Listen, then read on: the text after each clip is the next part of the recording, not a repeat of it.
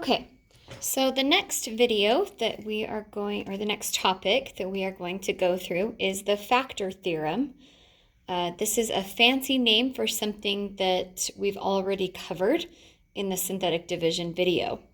So factor theorem is just a theorem that states that if you divide by a particular number, in this case we're going to divide by 5 synthetically, then x minus 5 is a factor of this polynomial.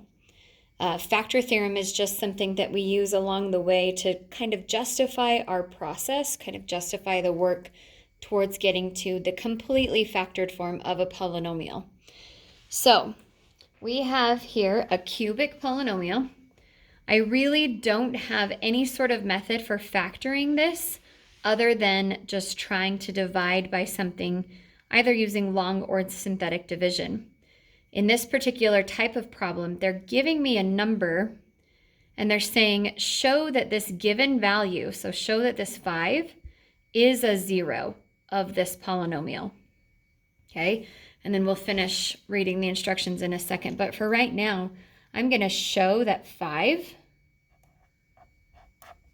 is a 0 of 1x cubed minus 5x squared minus 2x plus 1 using synthetic division.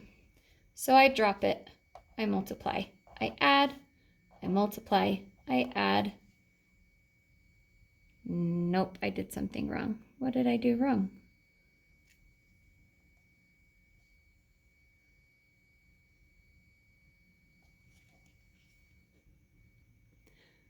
Continuing on, so sorry, I found my typo. That was supposed to be a 10 the whole time. So that was supposed to be a 10. So back to the process, drop, multiply, add, multiply, add, multiply. When you add those together, you get a 0. So because it had said, show me that it's a 0, I knew it was supposed to work out. That's how I knew I had written down the problem wrong. Okay, so we showed that c equals 5 was a 0 of this function. Okay, and because it was, I already know that this original polynomial p of x can be written as x minus 5, because of this 5 that I plugged in, times this remaining polynomial, this quotient right here. And again, because this was to the third power, divide it by a degree 1, and this must be to the second power. So this is 1x squared plus 0x minus 2. So that factors into that. Then we want to look at it and see if we can find any other zeros. It says to find all the zeros. Okay, so if x minus 5 times x squared minus 2 has to equal 0, we want to know what those x's are that make that happen. Well, we already know that one of them is going to be 5, which we already had here. But what happens here? We have x squared minus 2 must equal 0. And we have two options. We can solve that by simply getting x alone, or if you see quadratic and you don't know, and you know it doesn't factor, a lot of you will jump to quadratic formula. That is also fine. I'm going to do this one the easy way because I have quadratic formula later in some of the other videos, so we can do that there. So if I want to solve this, I am simply going to add 2. And then to get x alone, I'm going to take the square root of both sides. And when I square root both sides of an equation, I have to use a plus or minus. So find all the zeros of p of x. So all the zeros of p of x would be x equals 5,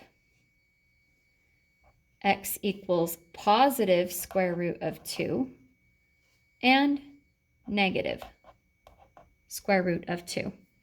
This was a third degree polynomial. We found 3 zeros. That seems perfectly logical, so we are done. The other thing it asks is to write p of x in factored form. So p of x in factored form, we've got the easy guy first, x minus 5. Now we have two options here. It kind of depends what exactly they are looking for in the problem. To write it in factored form, this is a perfectly acceptable answer. Okay, as long as it doesn't specify that all of the factors have to be linear. This is quadratic, not linear. It's got a degree 2. If it says all of our factors have to be linear, then we must write these really unattractive factors, x minus the square root of 2 and x plus the square root of 2. Because these are zeros, we just subtract this from x and subtract this from x, and those become our factors.